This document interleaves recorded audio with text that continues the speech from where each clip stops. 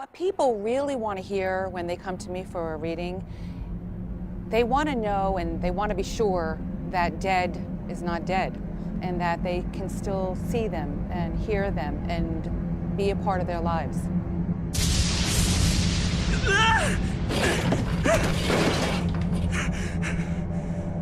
No reason to act surprised. I am the Shinigami Ryuk.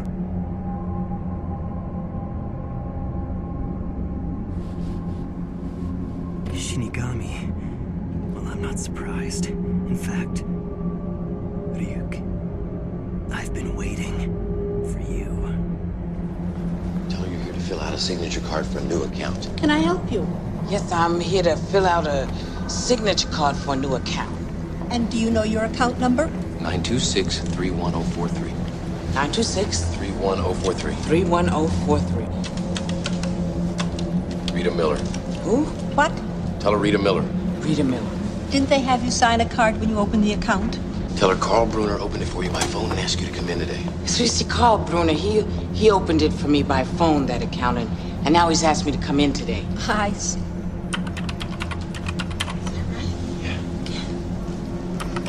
All right. Just sign this card on the bottom line, please.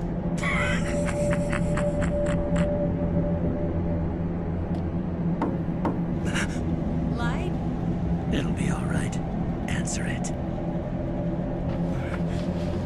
What is it? I thought you'd like some apples. The neighbors brought them over for us. Why on earth is it so dark in your room? You ruined your eyesight. What's going on? Mom can't see him? You are the only one who's able to see me. And of course, my voice can only be heard by you. What are you doing? What do you think you're doing to me? Hey, look, if you think I come all the way down here for my health, you're out of your mind. Sam's dead, okay? He's dead. Tell her I love her. He says he loves you. Sam would never say that. Ditto. Tell her ditto. That was ditto. Ditto.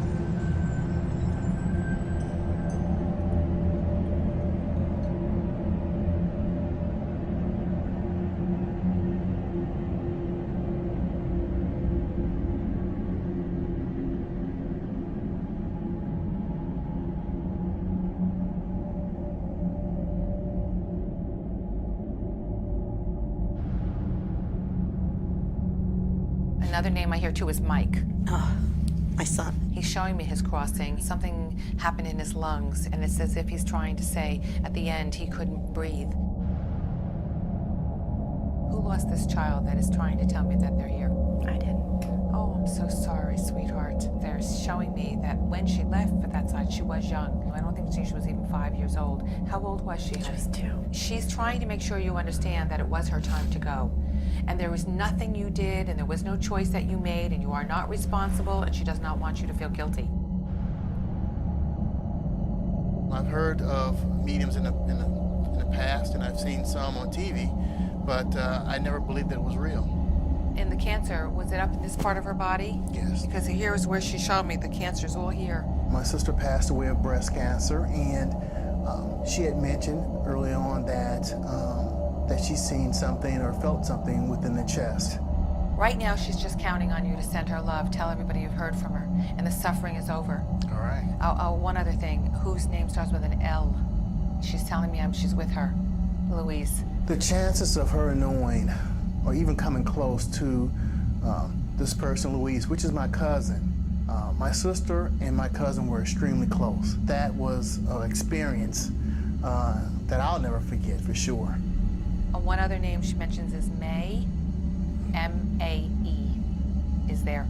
Conchetta mentioned the name May, and she actually spelled it out, M-A-E. And at the time, I had no idea of who she could possibly be talking about. When I went home, I talked to my wife about my experience, and she indicated her stepmother had recently passed away within the last 12 months, and her middle name was in fact May, M-A-E, and her first name was Annie. And I wanted not to believe. I wanted badly not to believe, but as a result, I just could not deny that she was right on. to you or bring you communication from your dear little girl through a medium, because that practice has been forbidden. So anybody engaging in that practice is not a good or godly spirit. So get this. So they say to me, then how did that spirit know about the pink teddy bear with the locket in the bottom drawer of my bureau? And they told, my little girl thanked me for that teddy bear, and I never had the chance to give it to her because she died before I could give it to her. Then I know this is real. And I say to them, I know this is horrible. This is how despicable these demons are. They take glee in making you suffer. They know about the pink teddy bear because they saw you buy it. They know where you put it. They know about the locket. They know about the inscription on the back. I said, they are deceiving you. Why are you doing this to me? You hear me? Why are you doing this to me? I can't. I just can't. What a mate, tell her she's wearing the shirt that I spilled the margarita on and the earrings. Ollie, Sam says to tell you you're wearing the shirt that he spilled the margarita on and the earrings he gave you for Christmas.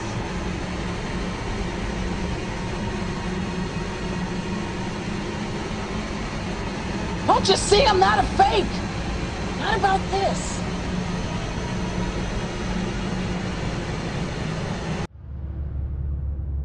You came up with names a lot of times. Yeah, well, that's them. They came up with names. I get the credit for it, but they're really the ones who are so amazing. Oh, you're amazing. That makes me very happy. But if you walk away with anything today, I don't want you to walk away with saying, I'm amazing. I want you to walk away saying, my family's not dead. And someday we'll all be together again. That's what I want you to walk away with. Oh, thank you. So I got the evening off, and I went out, we went out and had dinner. He told me, hey, I got something fantastic to tell you. He said, I am affiliated with people that speak with the spirits of the dead. How would you like to talk to the spirit of your dead mother? And I was shocked. I was shocked. He said, you wouldn't be afraid of talking to the spirit of your dead mother, would you? Well, I said, I'll tell you what, I would have to give that some thought, because it's something I never thought about before in my life. Most of us probably haven't. A little afraid of something like that. Well, he said, you know, it's written all over your face. You're afraid of going to a seance. But he says, I know you. He said, you're going to come. And then he started telling me how brave I was. When he says, you're not the same man. You've changed. You're chicken. That's all I needed to hear. I said, when do we go to a seance? Health place? No. Okay. I'm not saying that's where you should work, but you might want to go back to school. Have you thought of that? Yes. I feel you need to go back to school. And who is Catherine or Anne? Who is Catherine?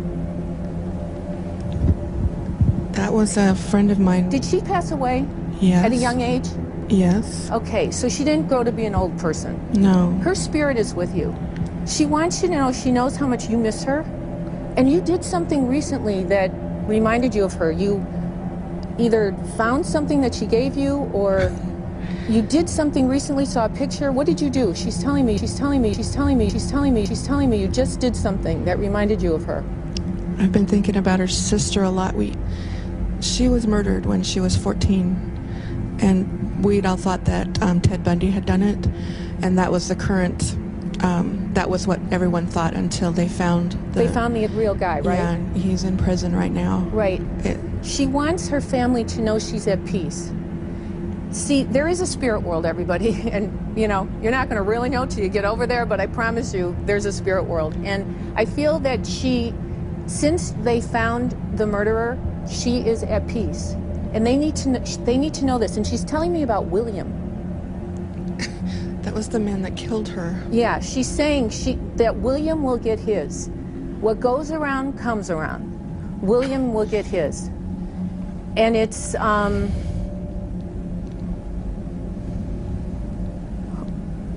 there's a sign. She comes as a sign. Do you see signs and you think, oh, that's her? Did she give you an owl or a bird? Did she give you an owl or a bird? I was in the hospital once when we were 12, and she came to visit me, and I still have a little... A bird she gave you? No, it was a little booklet that she made so people could sign it, and she drew an owl on the front of it. Okay, that is her sign to you. That she wants you to know that she watches over you.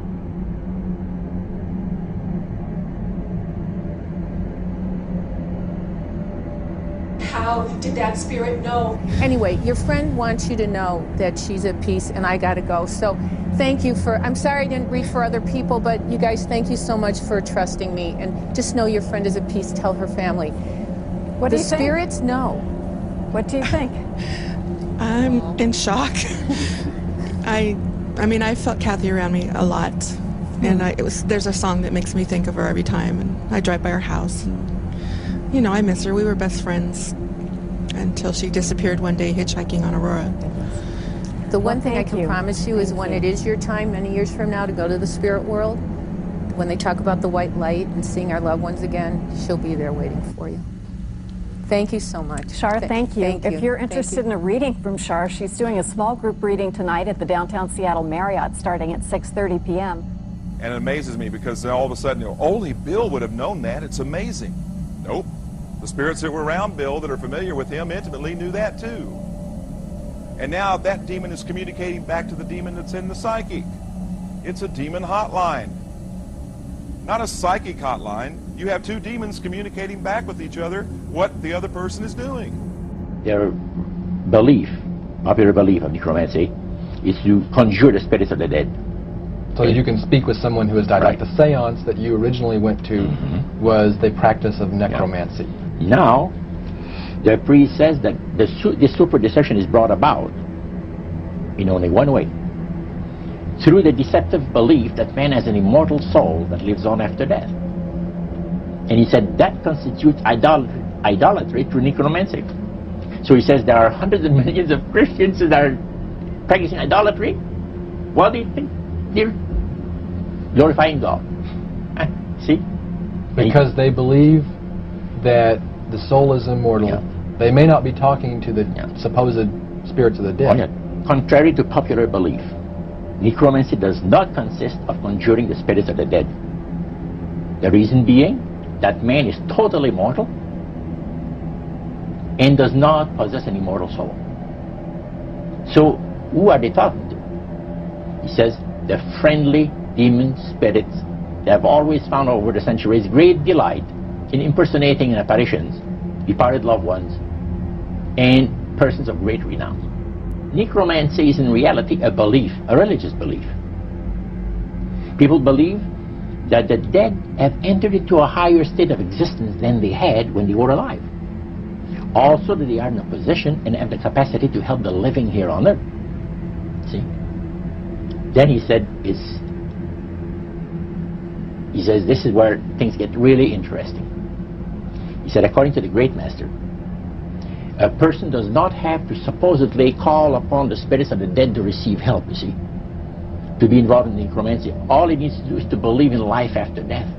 Because he said, necromancy is the belief that man is human, as a human being, as an immortal soul. So anybody that believes that man has an immortal soul is involved in necromancy. It's that simple. By people believing that they are either talking to the saints, see, the spirits of the dead saints, or a dead relative, or a dead person of some type. When people believe in this business, they are actually opening themselves to be completely deceived by demon spirits, because it gives the demon spirits an opportunity to impersonate the dead, see, and for people to believe their lies. And the priest says that thrills first of all, it says it brings the Great Master the respect and the reverence that is due to his great name. And it makes all the other spirits exceedingly happy, because they are the ones that have worked to lead people to believe in life after death. See? And they rejoice. Your mother is with other people, lots of them, tells me that she's so proud of you. She said something about a car. Did you just get a car? You did. She said, good luck with the car, baby. She saw you there. She's telling me she's in the car. She says something about it having something in it. I'm not quite sure. Do you have something of your mother's in the car that you keep there? Oh, good. That's why she's saying it then, because she says, I see the car, see what you keep in there. And she also says to tell you that you, when you were born, I don't know if you were the first girl or the twin. Oh, then you came out first? That's why. So you have a twin sister? Yes. And you were the first one to come out? Yes. That's why she's saying it. Anyway, she's telling me she can breathe again. She couldn't breathe at the end.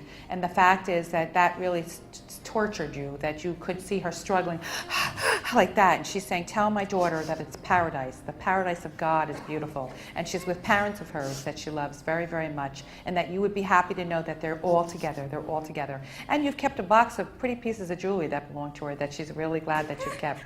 And she keeps telling me you're going to be all right, darling. You're a good girl and you're going to be all right.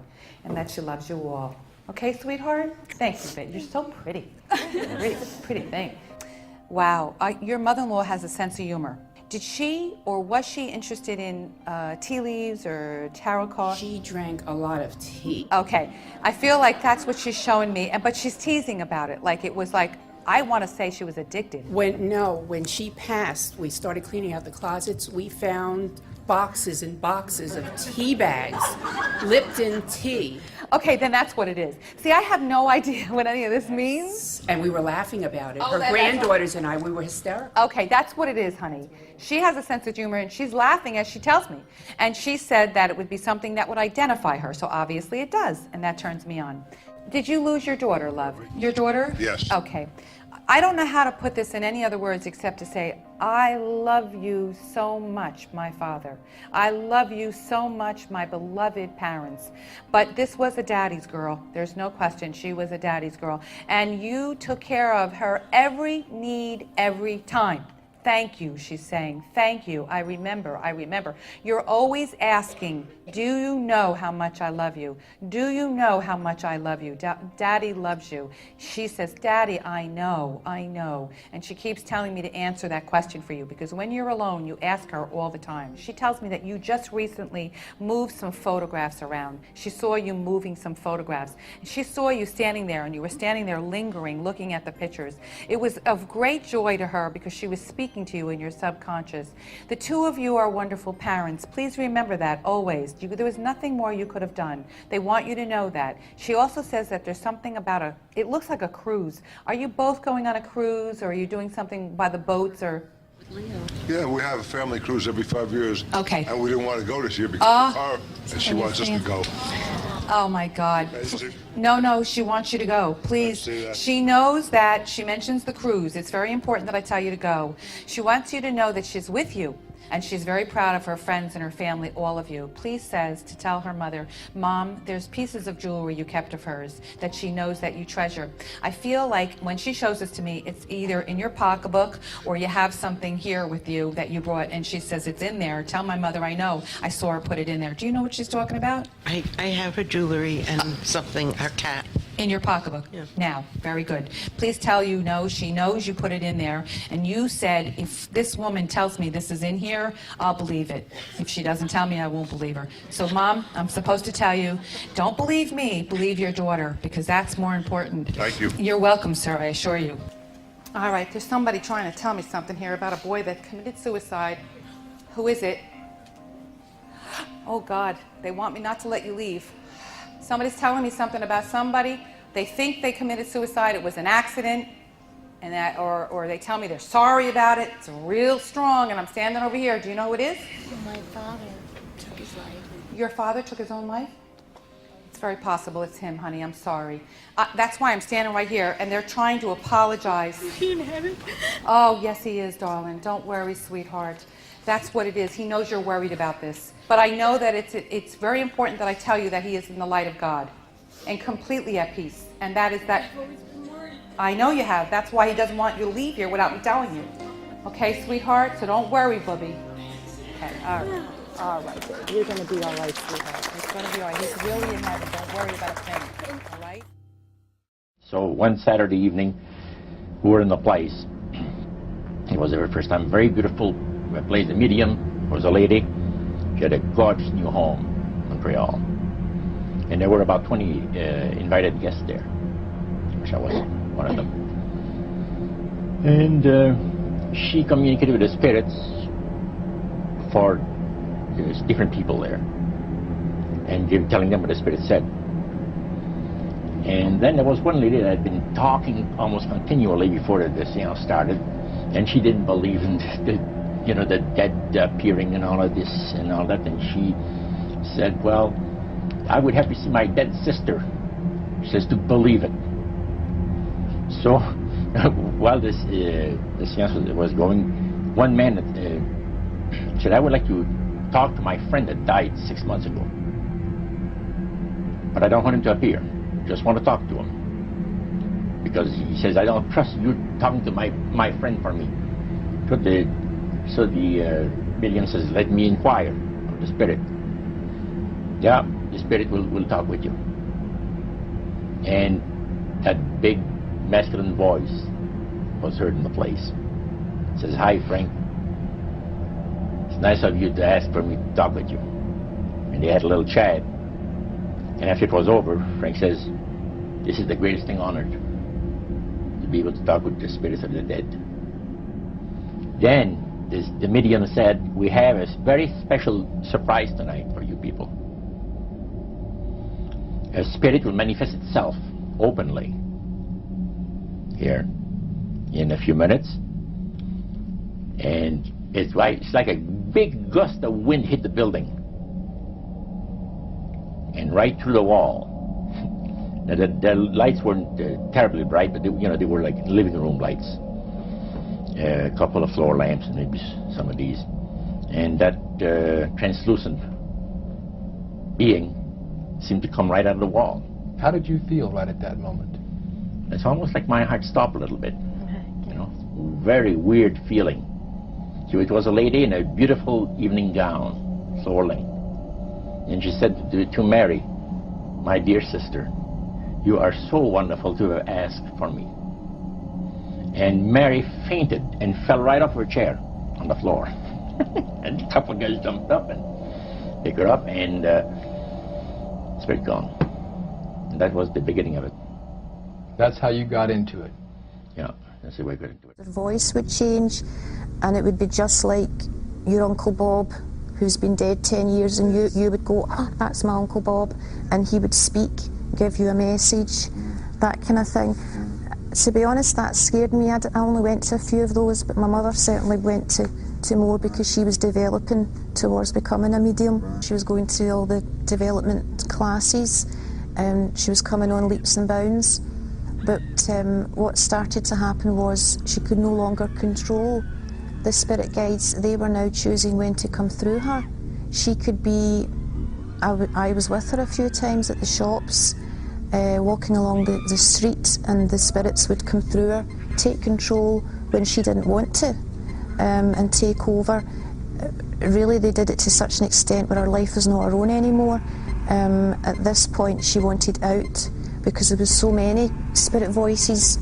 They all wanted to give messages to the neighbours, to passers-by, she just, it was getting to the point where she didn't know her own thoughts anymore, because they were always talking through her. So she tried to get help.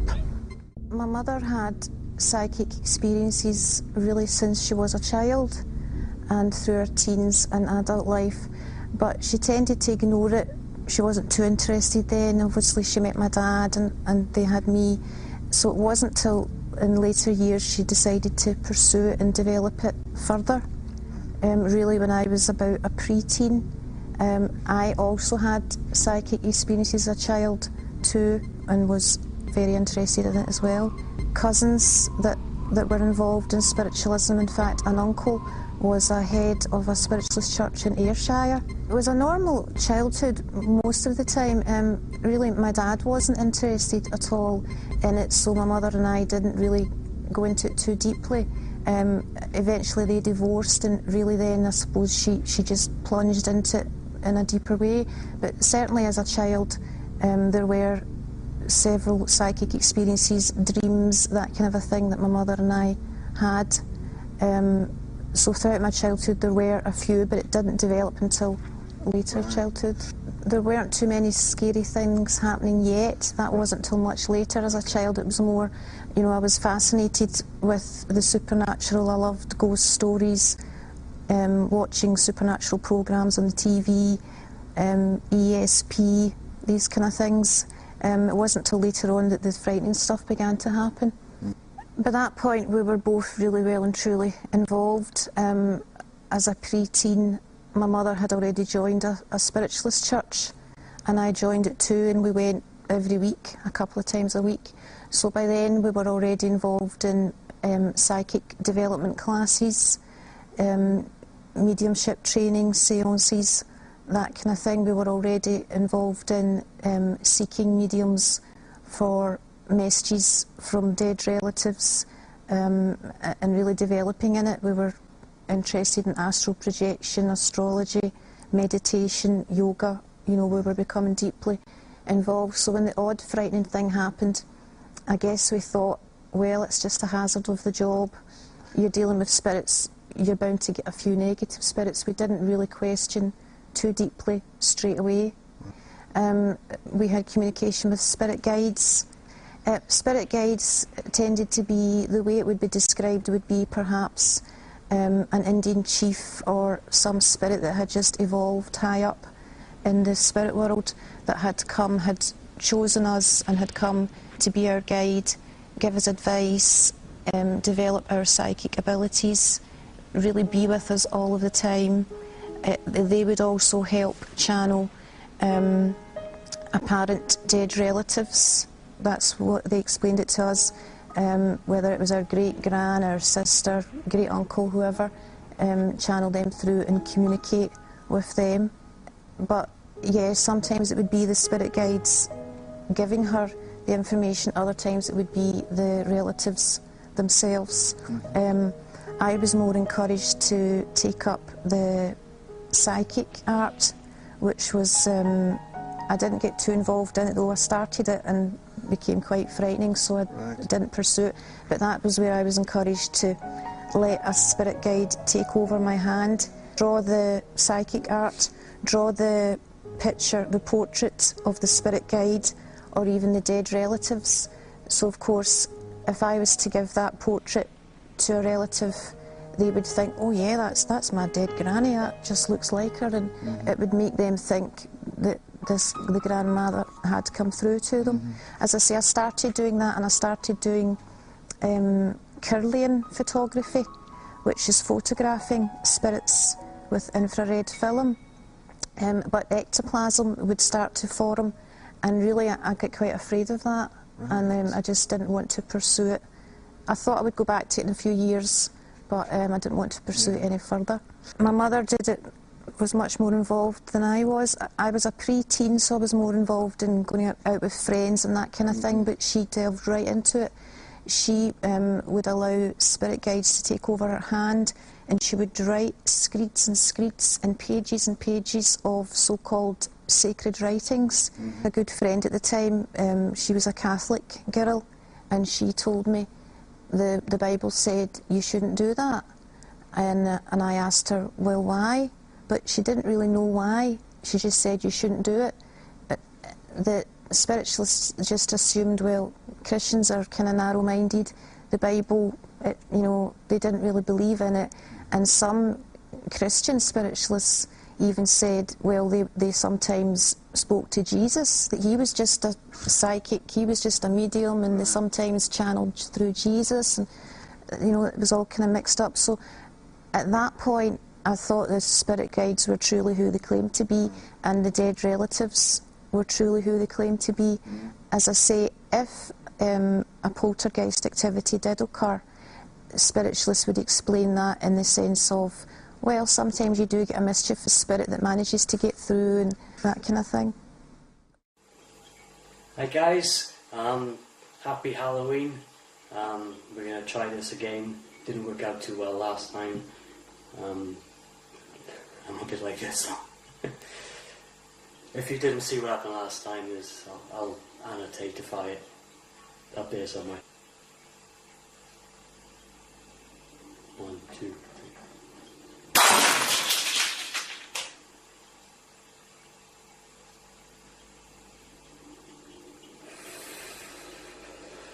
I didn't sway. I don't know. I'm tempted to run out the garden. I really can't do anything with that anyway. Looking at the noise is going on.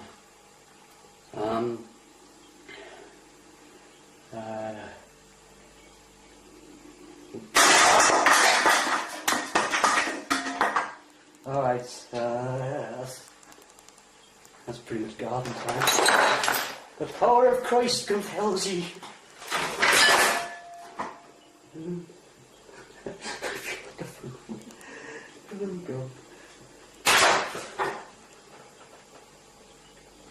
Yeah, that's kind of... I'm using my Ouija board to myself. The power of Christ compels ye. That's terrible. Garden time.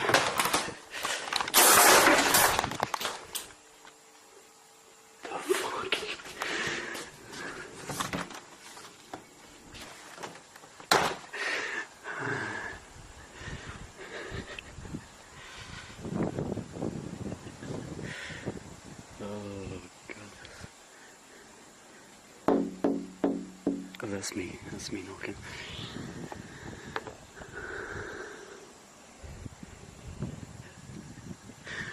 Scared the crap out of me when that glass broke.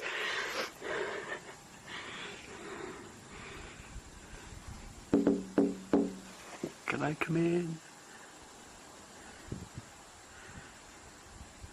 The EMF meter as well. It'd be interesting to see what happens with that. Ooh. Obviously not done. I wonder which way it was moving it to. Where's the board? Oh, that would have been a no from what I was saying.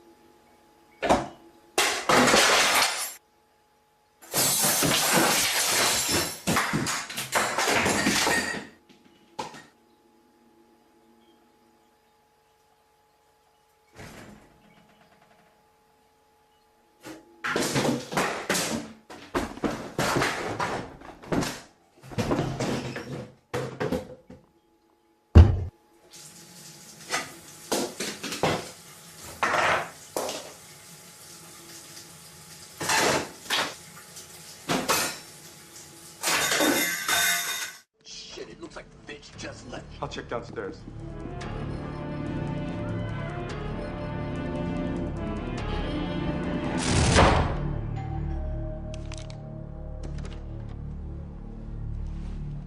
Call.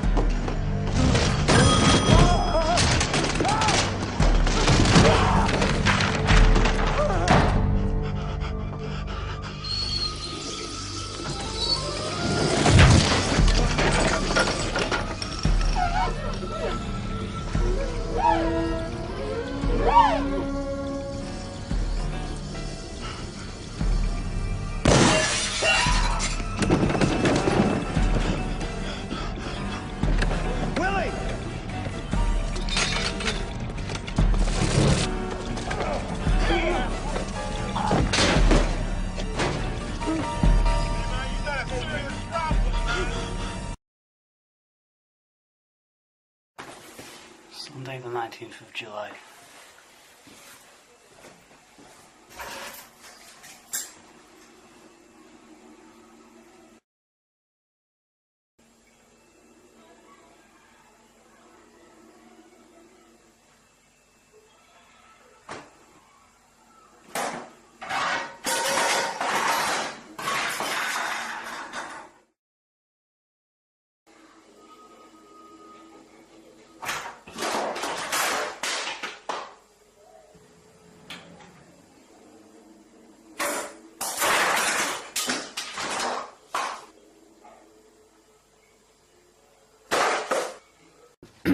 I'm in my greenhouse now, it's just great.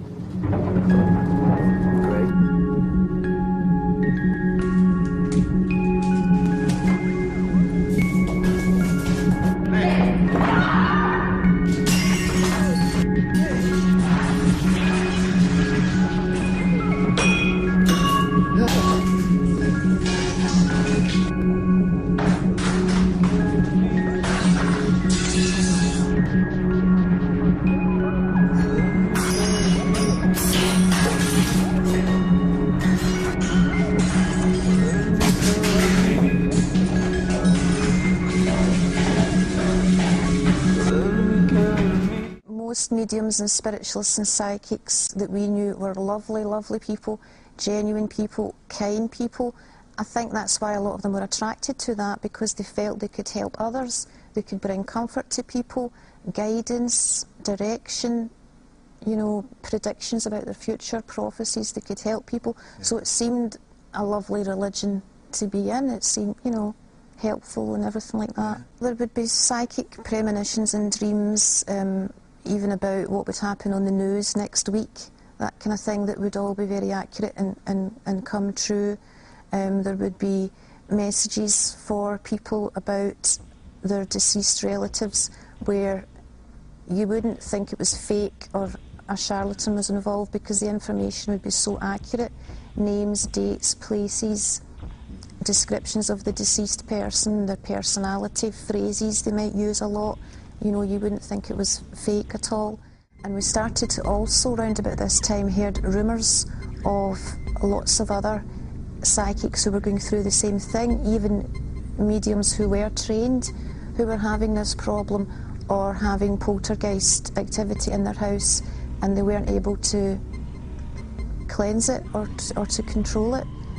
So that we started to get disillusioned with it then. So we thought, why now have our spirit guides turned against us? They attacked my mother, they threw her about the house. I was talking about shopping. Several times she was picked up and thrown over cars, over the bonnets of cars, that type of thing. The dead relatives, like apparently my grandmother and that kind of thing, had always been kind and given advice. Suddenly they turned against us and would shout obscenities at us. So it was confusing as to why is this happening, and is there another power actually behind? They're not really our relatives after all, or our spirit guides after all. Really because of what was happening in the house. My mother was losing control, the spirit guides were harassing her so much. Sometimes they would force her into a trance. Once the kitchen went on fire and she didn't realise it happened. The whole kitchen was up in flames because they had took her away in a trance, and she didn't know, she just didn't know what was happening. So that's what made me question it. I stopped going to the spiritualist church then, although I actually still believed in it because it's all I ever knew. Eventually I went to university. I was in second year studying psychology, and a lady, a Christian, came alongside me. We became friends, and by this point my mother was taken and put into the psychiatric ward because the spirit guides were telling her to kill neighbours and kill people. So the police were getting complaints about my mum, the doctor had complaints about my mum. She felt she had to do it because the spirit guides were telling her to do it. So, but then it was obvious our mind was so badly affected. So I told Susan this, and she surprised me by saying that Jesus could help with this. Well, I hadn't read the Bible before, so I wasn't very sure at first whether or not to believe her.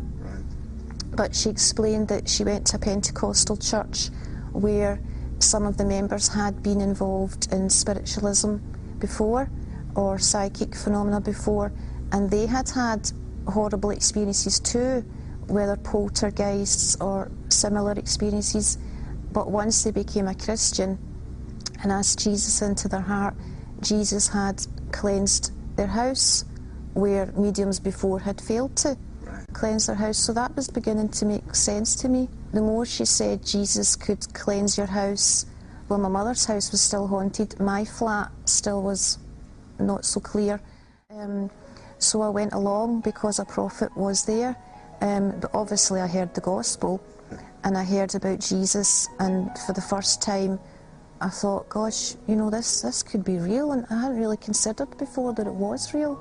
The presence of God was there and touched me for the first time. Well, that night I went home and I hadn't really looked at a Bible before, but strangely enough, that day before we went to the church, I had a Bible ready to take to a charity shop. So it was sitting at the front door, but as soon as I got in, I opened the Bible. And I was starting to get a bit confused because I thought, well, maybe Jesus is just a psychic. Maybe it's all just psychic phenomena. You know, is he really the Son of God? I was kind of a bit frightened as well that night with the spirits because I sensed they weren't pleased I had been there to the Christian church. So I prayed and I asked God, if Jesus is real and if he is the Saviour, will you please show me what to do and what should I do about spiritualism? I had a verse that was basically get out of spiritualism, which really did give me a fright because I suddenly realised what I had been involved in. And over the next couple of days, a few more scriptures came to light and really explained it all to me. Deuteronomy chapter 18 verse 10, let no one be found among you who practices divination or sorcery, interprets omens, engages in witchcraft, or casts spells, or who is a medium or a spiritist, or who consults the dead. And it goes on to say these things are an abomination to God. So I got a fright reading that. And then 2 Corinthians chapter 11. For such men are false prophets, and no wonder, for Satan himself masquerades as an angel of light. It is not surprising then if his servants masquerade as servants of righteousness. And I realised the spirit guides were not benevolent spirits, and the so-called dead relatives were not our dead relatives, because they did turn against us. They became evil, and it made sense. Well, no wonder they suddenly turned against us and attacked us, because spirits can impersonate any person who ever lived. They were masquerading as our relatives and pretending to be them. Just they were imposters, basically. Everything involved in the occult, I burned it or destroyed it in other ways and just repented of it. Obviously needed to ask Christ to forgive me for that, cleanse me for that, have deliverance ministry for it, just have the whole past wiped out. It was easy to throw everything out and destroy everything, because when you suddenly realise these spirits are demons and evil spirits, you don't want anything to do with it. So it was easy to clear everything out, but the thought processes, the memories, the deliverance was more of a process, and that doesn't happen overnight. But with Christ you do walk through that, and he does lead you through that. If anyone has dabbled in these things, you really do need specific prayer for that to be totally set free from it. Absolutely. I think it'd be quite difficult to continue your Christian life without having that all dealt with and totally be set free from it, to really be able to grow and mature as a Christian. Mike Mandel is a Canadian entertainer and lecturer. For many years he was involved in various aspects of the occult, including spirit mediumship. Dozens of entities would speak through him on an ongoing basis. I became involved in what is now known as channeling in the late 1960s.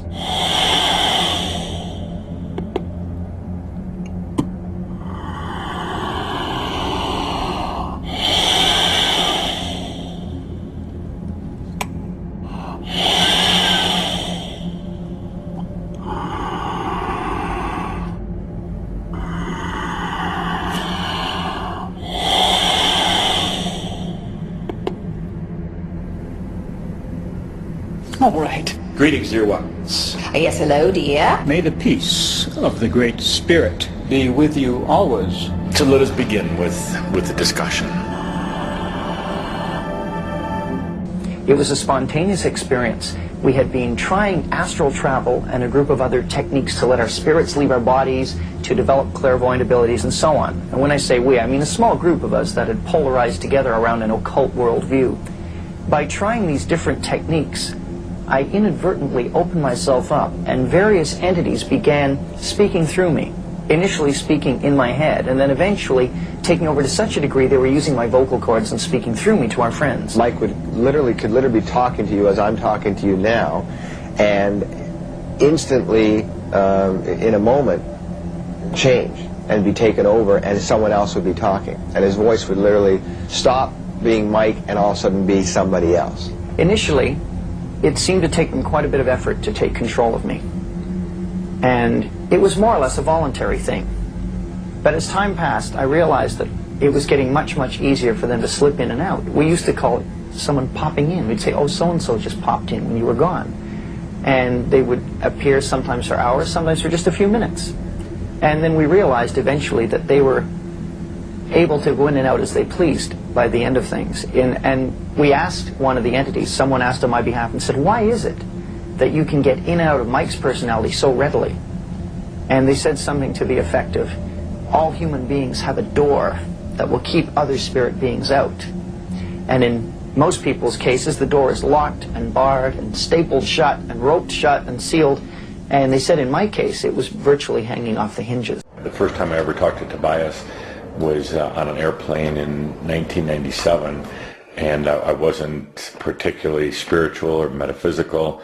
I was in the business world at the time, and Tobias came in on this plane flight and started talking, and hasn't stopped since. But initially, it was just me talking to Tobias. I hadn't even told Linda about it. And how long did it take you before you broke it to Linda that this It was about a year. So you kept it to yourself for a year? Yeah. I received what felt like, what I experienced to be a telepathic contact from Bashar and his people. In that moment of the telepathic contact, a memory actually came back of having made an agreement somewhere prior to this life to do this. I grew up in a Roman Catholic family of Sicilian immigrants. Most of them, even today, after I've been channeling Joseph for 15 years, don't know what I do. They have some idea, because I don't talk about it to them, and they don't ask me.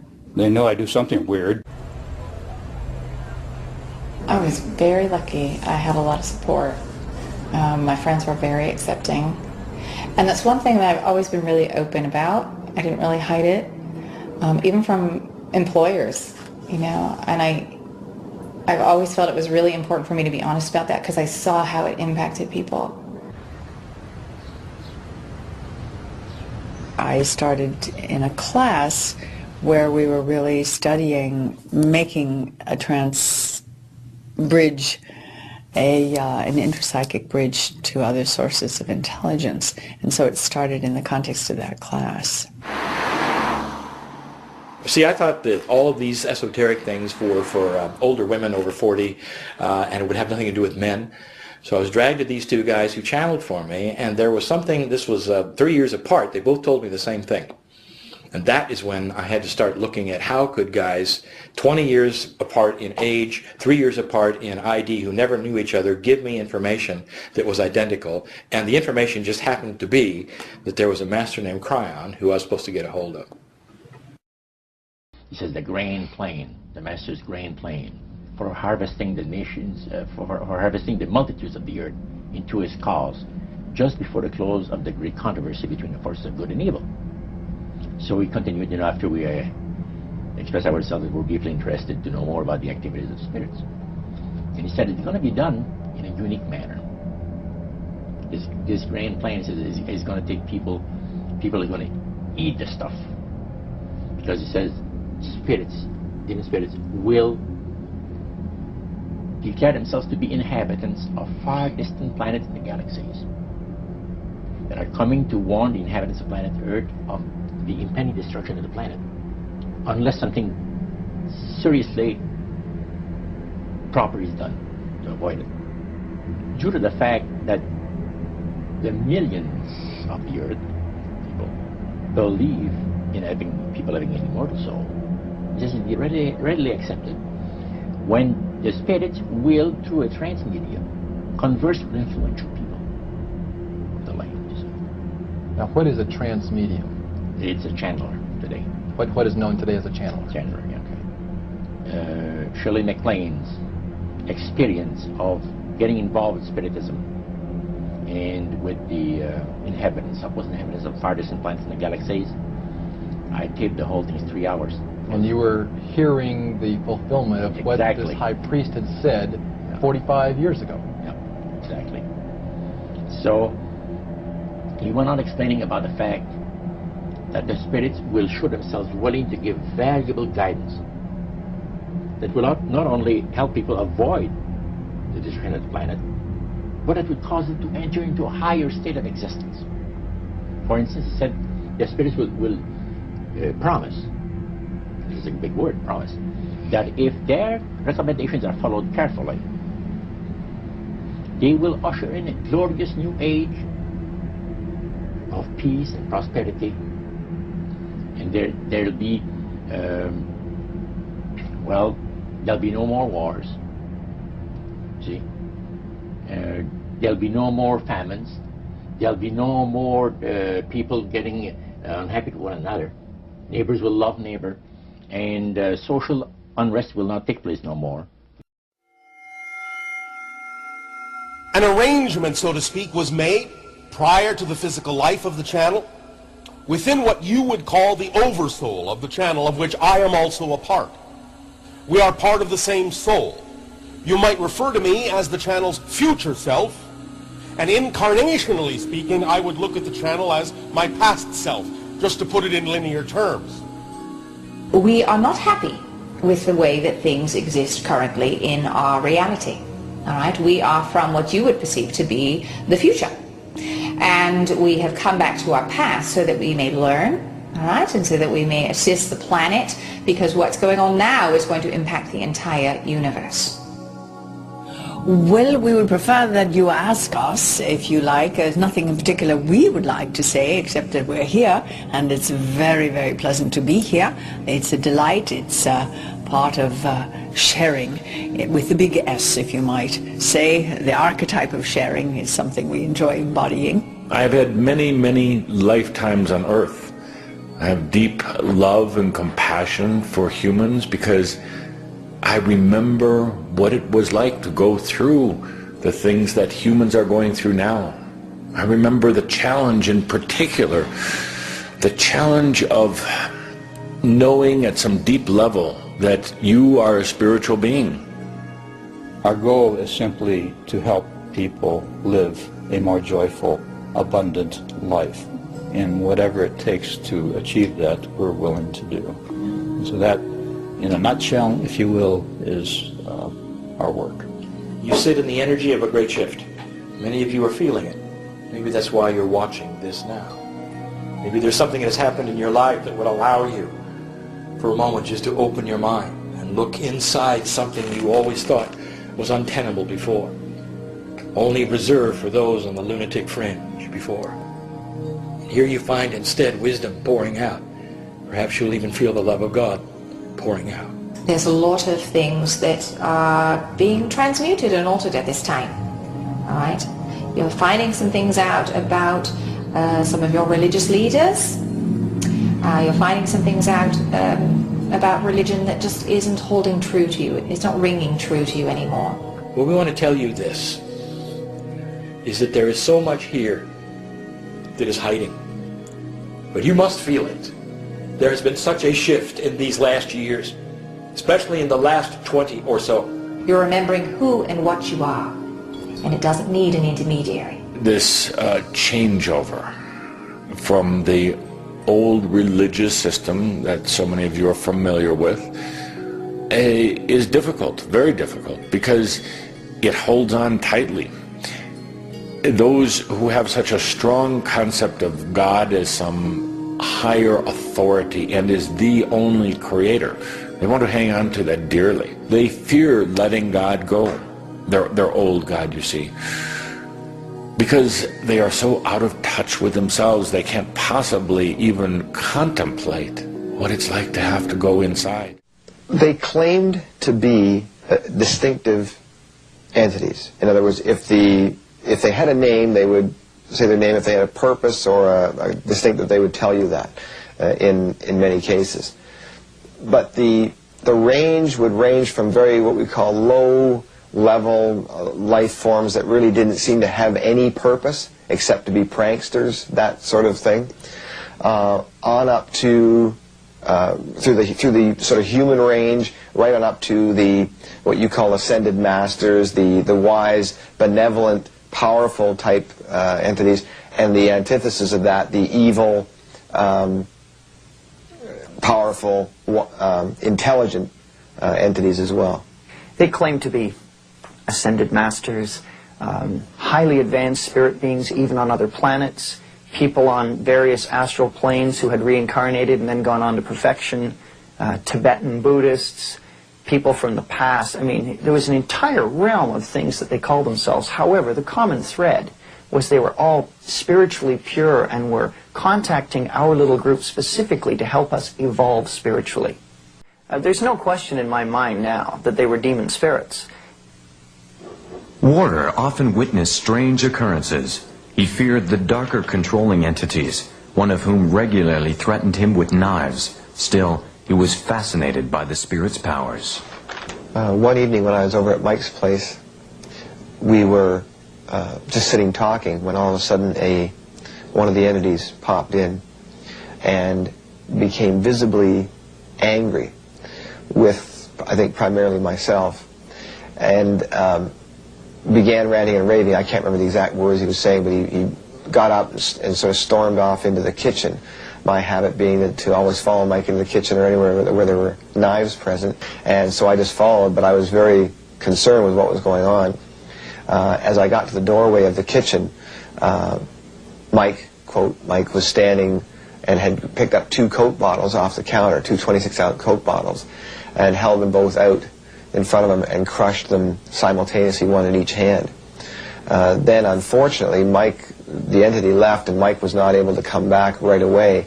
And in that delay time, Mike fell forward into the broken glass, cutting his, I don't know if his hands were cut at that moment or when he actually crushed the bottles, but they were cut fairly badly.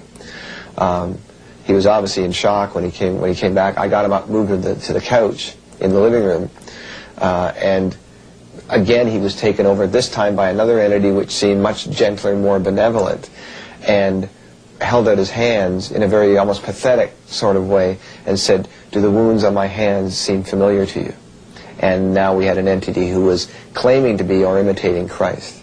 Then I would have believed entirely that they were higher beings, a higher spiritual order of beings. I wouldn't have believed in demons. I didn't think they existed. I thought they were an invention of the Christian church. In retrospect now, I can see back with horrible clarity that they were malevolent, created, demonic spirits intent on our destruction. In my own case, I recall that some of the entities we had to deal with were overtly violent, almost psychotic. And the others were pure and altruistic, and all they wanted to do was help us, and they would warn us about things that the nasty entities were doing, and they would give us teaching and methods of developing ourselves and so on. In retrospect, I'd like to say that all the entities were equally evil. It was the clever way it was presented by showing this group as overtly evil that made us more ready to accept these guys as the good guys. In reality, they were all in it together. In evaluating the situation, the reason they appeared to be good or evil was to create a contrast and also to create further deception. You know, it was obviously that the whole thing was an incredible deception, but it would have had no credibility if it was obvious as a deception. Obviously what spirits do is warp people's perception of what reality is about. And I think one of the difficult things is that you are really dealing with people who are being duped, is the best word I could say, and in that handing over of themselves to this power, in that handing over, they're going to see that as good stuff and not see that they are moving towards some very destructive things for themselves and for others. Spirit channelers and mediums from all walks of life claim contact with the spirit realm. The purpose of this contact, supposedly, is to teach mankind to achieve a higher state of consciousness through the knowledge they present. A classic example is J.Z. Knight, a highly successful spirit channeler who channels a spirit calling itself Ramtha. Ramtha's School of Enlightenment claims to reach some 60 cities in 26 countries around the world. In this interview, shot in 1998, Knight explains how she came in contact with her guiding spirit. This was like an angel in my kitchen. You don't have time to react. You don't have time to rationalize this in your life. This is happening in your little kitchen. I just blurted out, "You're so beautiful. Who are you?" And he smiled. This beautiful smile lit up the whole room, and he said, "I am Ramtha the Enlightened One, and I've come to help you over the ditch." And I looked back up at him, and he said, "Beloved daughter," he said, "I have come to make you a light to the world." Equipped with a bad British accent, something that seems common among channelers, Knight gives herself over to the spirit of Ramtha. I am Ramtha the Enlightened One. I am 35,362 1 and 37 seconds years old. I was born in that which is termed a great and marvelous place called Muria, and my destiny here is to teach you that which you desire to know, and to let you know that every word that I say I will manifest for you in your life. Incredibly, throughout the interview, Ramtha and Knight repeat the central themes of the New Age movement over and over, insisting that there is no death and that man himself is a god, his only task being to realize his self-empowerment. So I must become the teacher. I must plant in your mind outrageous concepts. Here, Knight denies that Ramtha is a demon, but believes he was a man who has achieved divine status due to knowledge and experience. He's not a devil. He's not a demon. He's not a guru. He's a god. I am a teacher and a god. I'm a god because I experienced all of these things. And I am a teacher, not of truth, but of philosophy. Ramtha insists that his teaching is simple, to get people to realize the great intelligence within themselves, and that they can do no wrong. It's really simple. First you have to acknowledge that you are the great intelligence and it lives in you. And your body is an extension of that intelligence. And there is no good and bad in God. That's impossible. As if echoing the voice of the serpent, Knight now directs the listener to the path of sacred knowledge. We deserve to know the truth. And those who ask are going to be given everything, going to be given all the sacred knowledge. We are not given but one lifetime to prove what we know. This is not a test. It is an opportunity. Ramtha propagates the New Age lie that man has many opportunities to get it right through reincarnation and evolution. Years ago, I would say that I'm relatively young to many of you who have been reincarnating and slowly evolving to ask the great questions, the great mysteries, to have them revealed here. My daughter is here simply to say, you're an immortal. You are wearing this body as if you wore a garment of silk or a garment of roughly hewn wool. You are here simply to wear the garment and to live the experience, but you have never died and never will. That is not in the plan of God. Next, Knight and Ramtha deny that God is a person, but insist he is a natural life force that exists in everyone. He saw what God really is. God is not a being. It is life itself. It's the will of life, and it's in everything. You want to help people, and you have to live your light, and you have to be proud that you accept if God lives, He is in me. And you are a righteous man for saying so. Because if He lives in you, then He lives in everyone. Why cannot everyone share such a treasure? I love his message, Behold God. I love it that he says to us that we are divine. The journey of awakening is not through a redeemer, but when we realize we are our own redeemer. It is a lie, what the fanatics tell you. As with the rest of the movement, rejecting the gospel of Jesus Christ and the teaching of the church is essential to the message. As long as we think that some channel, some channeled entity, some Christ, some priest, some preacher, some deity, some prophet is our Redeemer that excuses us from living life, we have missed the message. Why don't we learn to think on our own and find new benefactors for that greatness? Genius, you know, it is that which is not mediocrity, is not predictable, is not funded, is not hired. It is that which can dream beyond the paradigms. You have the ability to be a genius. And did you know that every dream that you dream should never be put aside as imagination? That every dream is the next step of your evolution. And Ramtha gives us permission. He first says, you are God. Now let's get about learning how to be that. Religion is no longer sacred. Everyone questions the church. They should.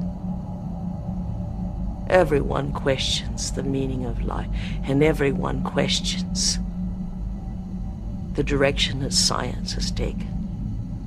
And when you do that, it is an age of enlightenment. We cannot have enlightenment does not come on the heels of the Black Plague. No, that is not enlightenment. Enlightenment comes on the heels of plenty. Because only when you are gluttonous to everything and you question everything are you ripe to know what you have never known. So forget about the past and live today on the wisdom, the virtue of what you've gained. You don't have to feel guilty about your life anymore. I would love someone to stand up and say, God doesn't live outside of you. God is you. While J.Z. Knight is among the more successful mediums, she is certainly not alone. A nearly identical doctrine is preached from a series of channelers who believe they are in communication with extraterrestrial spirits from other planets and galaxies. Next, we are introduced to a woman who channels a spirit, calling itself Leah.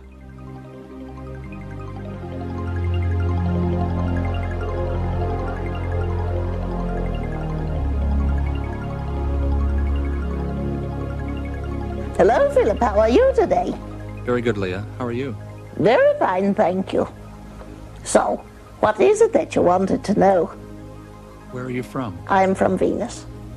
I don't think anybody's going to believe that you or anybody else could be from Venus. Could you explain to us how you could be when everybody knows it's uninhabitable?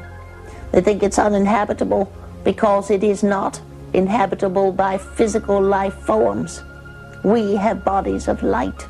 While Leah rambles on with fantastical ideas, she soon compels the audience toward global unity, a message found throughout the New Age movement. And what occurs here on this planet will affect the rest of the universe. Can you, with all of your different ideas, all of your different races, come together as one planet and one people? We have dedicated millennia upon millennia to this idea. The earlier experiments with Pan and Lemuria and Atlantis were not successful. But this one will be. Now the interviewer asks the woman to exchange spirits and to channel another spirit that calls itself the Tibetan. Tibet is an often referred to hotspot for New Age empowerment. Hitler's Nazi occultists went to Tibet thinking to find their ancient Aryan ancestors. Listen carefully to the Tibetan's message as he refers to the great I Am, the name God reveals in the Bible to describe himself. I am the Tibetan, and I have come during this time continuum to discuss with you the idea of the only question in the universe. And that question is, what is? And the answer is, I am. For all things that are created, that were created, that shall be created, fall under the question, what is? And you, each and every one of you, are that answer, and that answer is I am. I am is also the name of the creator of this universe. That is all. I relinquish control to the entity, Leah. As the entity Leah returns, she confirms the You Are God message and refers to the new race that will arise through the New Age movement. Most New Agers today do not realize that this new race is identical to the master race prophesied by Adolf Hitler, a race of so-called supermen who will be their own gods, having rejected the one true God of the Bible. This new age is where there will be a race on this planet and throughout all galaxies. And the name of that race will be peace. It's been wonderful spending some time with you. As you take this little piece of information with you, know that you are never alone. You are all connected to the creative source of this universe. And nothing can stop that flow except your denial that you are God. We thank you. Good day. This man channels a spirit calling itself Bashar, who seems to hold his audience spellbound as he tells them they are equal to the creator of the universe. That you are all made in the image of the infinite creator, and what that means is you are all infinite creators. We thank you. Jack Purcell has become one of the more popular channels, possessed by a spirit named Lazarus. All right, fine. Well, indeed, a pleasure to be talking with you, and, well, shall we begin where you'd like to begin? Lazarus tells the listener that God is already within man, and that if man wants to find God, he needs only to find himself. Now, the problem here is people look out there, yes? They're looking all over the place, as though God was somehow outside of them. It's within. Every spiritual reference, be it fundamental or be it avant-garde, speaks of that spirit within, and it would suggest here that it's there. And therefore, your task in this physical lifetime really isn't to find God, because God's everywhere. God is all that is everything. It's all over the place. Your task in any physical incarnation is to find yourself. Jane Roberts was a New Age pioneer who channeled a spirit known as Seth. Roberts sold more than 1 million copies of her books and inspired many. In this vocal recording, we hear her channel the spirit of Seth. I've said this many times. I say it 1,000,000 times. Here in this class and in my books. You form your reality. Then what is the you that forms this spectacular reality that you know? When will you be willing to admit the greatness that is within each of you and not cower? And not say in this realm of reality it is not possible, but encounter the greatness within yourselves. Clearly the main message that Seth is trying to say is that people are gods in training. Some may find it interesting that the name Seth is synonymous with the Egyptian god Set, and in the realm of the occult, Set is one of the infernal names of Satan. Actress Shirley MacLaine was Time magazine's poster girl for the New Age movement in the 1980s. MacLaine starred in the biographical miniseries Out on a Limb, based on her journey into New Age belief. The series has been called the most talked about miniseries of all time. The title, Out on a Limb, refers to the risk involved in seeking the fruit of the tree of knowledge. Mayan told me to tell you one thing if you had a hard time with this. She said in order to get to the fruit of the tree, you have to go out on a limb. Mayan is a spirit guide sending a message to MacLaine, a message that is repeated throughout the series. In this scene, MacLaine and her New Age mentor declare themselves to be God. I am God.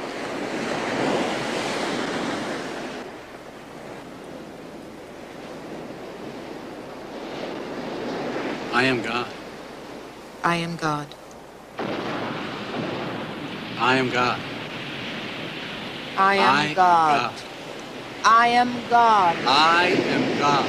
I am God. I am God. I am God. Author and filmmaker Carol Matriciana exposed the God-men of India's Hindu religion in the documentary named after her book, Gods of the New Age, where even the most unlikely Western disciples praised mere men as gods. If anyone could be near the beloved Master and witness the love, the compassion, the humility, the grace, the generosity, no one in his right mind would not know that this is a walking, talking, living God on earth. Now, the one thing with the New Age, which is very interesting, you see, if we start going on to a concept of that is any one group more important than the other, no, it isn't. 2 decades ago, when I made the film Gods of the New Age, the New Age directory had over 10,000 networking organizations that were all working together. And if any one of them became an embarrassment to them, as Jim Jones, who was of the People's Temple, who had hundreds of his followers commit suicide, he was part of this New Age directory, working towards a super race and trying to work through becoming better through human potential techniques, etc., etc. But when he was an embarrassment, he was, in a sense, removed out of this whole concept of New Age networking. Jim Jones, who claimed to be the reincarnation of Jesus Christ, was in fact seduced by the lie of the serpent. I'm a God and you're a God.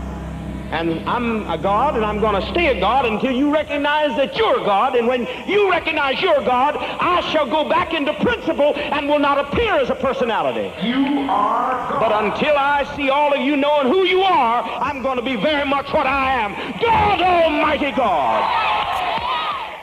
David Koresh, leader of the Branch Davidian movement, whose followers were tragically killed in a fiery blaze in Waco, Texas, was likewise led astray by Satan's delusion.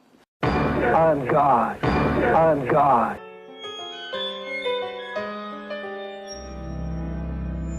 Great concern has been expressed by researchers who have witnessed this doctrine creeping into professing Christian churches, among teachers like Kenneth Copeland. Copeland has said, "Man was created in the God class. We are a class of gods. God himself spawned us from his innermost being."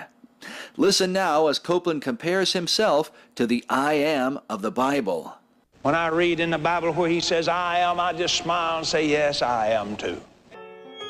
In a conversation with Copeland, TBN founder Paul Crouch espouses the same doctrine. You know what else that's settled then tonight? This hue and cry and controversy that has been spawned by the devil to try and bring dissension within the body of Christ, that we're gods. I am a little God. Yes. Yes. I have his name. I'm one with him. I'm in covenant relation with him. I am a little God. You are a little God, declare Copeland and Benny Hinn on TBN. I am a little God, exalts Paul Crouch on international television and condemns to hell the heresy hunters who say this teaching isn't biblical. Get out of God's way. Quit blocking God's bridges, or God's going to shoot you if I don't. But the serpent's lie seems to have no denominational boundaries.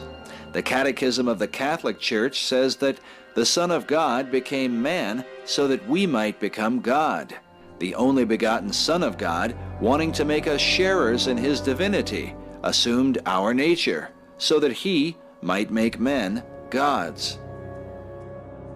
Pope John Paul II has said, man is called to cooperate with God in his salvation and divinization. The divinization of man comes from God. The Mormon Church is no stranger to this doctrine. Latter-day Mormon prophet Spencer W. Kimball has said, in each of us is the potentiality to become a god. Man can transform himself. He has in him the seeds of godhood that can grow. Perhaps most chilling of all is this quote from Colonel Michael Aquino, former member of the Church of Satan, who began his own satanic church called the Temple of Set. Aquino declared on the Oprah Winfrey Show, "We are not servants of some god, we are our own gods." In his book, The Fellowship, New Age adherent Brad Steiger writes that many are convinced that the Aquarian Age is heralding in a new religion. Even the word religion will not be used anymore, for the main crux of the matter will have a much deeper sense of reality. The person will evolve out of believing in something into becoming something. The person will know what the religions of the ancient age have always tried to demonstrate: to be still and know that you are God. Indeed, this is the great new religion. Each and every person will know that he is God. The Bible does not support the idea that man is God or that he will ever become a God. In the Bible, God says, "Understand that I am he.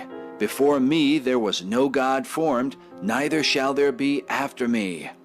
While the New Age declares that God is in everyone and everything, the Bible says repeatedly that God is holy. The word holy means separate. In other words, while God created everything, he is separate from his creation. The Apostle Paul warned that in the last days, because men receive not the love of the truth, that they might be saved, for this cause God shall send them strong delusion, that they should believe a lie, that they all might be damned, who believed not the truth, but had pleasure in unrighteousness. While the New Age teaches self-reliance, Jesus said, "Without me, you can do nothing."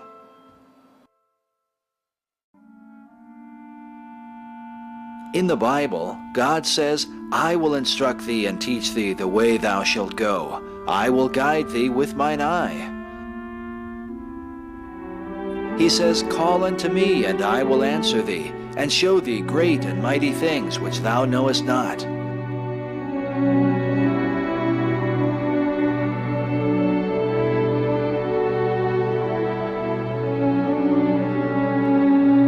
The psalmist writes, "Wait on the Lord. Be of good courage, and he shall strengthen thine heart." Wait, I say, on the Lord.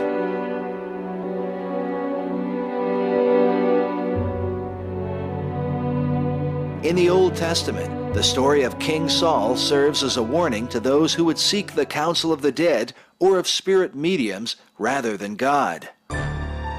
Saul had disobeyed the things God commanded him to do, but soon trouble came upon him, and he encountered a great host of his enemies, the Philistines. The Bible says that he was afraid, and his heart greatly trembled. At first he sought counsel from God, but when the Lord did not answer him right away, rather than wait, he chose to consult a medium known as the Witch of Endor. Saul asked her to call up the ghost of the prophet Samuel, who had died some time before. The spirit of Samuel then appeared, only to prophesy of Saul's impending defeat and death for his disobedience. Saul was delivered into the hands of his enemies and slain the following day. The scripture says specifically that Saul died for his transgression, which he committed against the Lord, even against the word of the Lord, which he kept not, and also for asking counsel of a medium to inquire of her, and inquired not of the Lord. Therefore he slew him. Despite this warning, 3,000 years later, a modern website actually welcomes people to the Witch of Endor homepage, inviting them to ask questions of the dead just like King Saul did in biblical days. This is your opportunity, it says. Sadly, this website fails to warn its viewers against the judgment of God.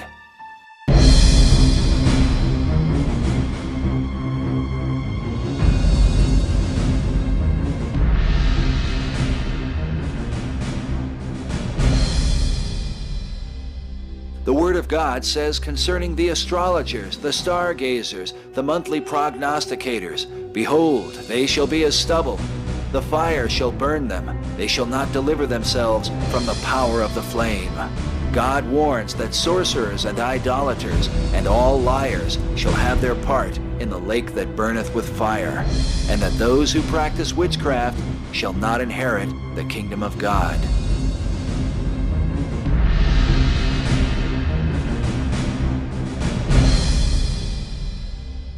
In the book of Isaiah, God says, "And when they shall say unto you, Seek unto them that have familiar spirits, and unto wizards that peep and that mutter, should not a people seek unto their God?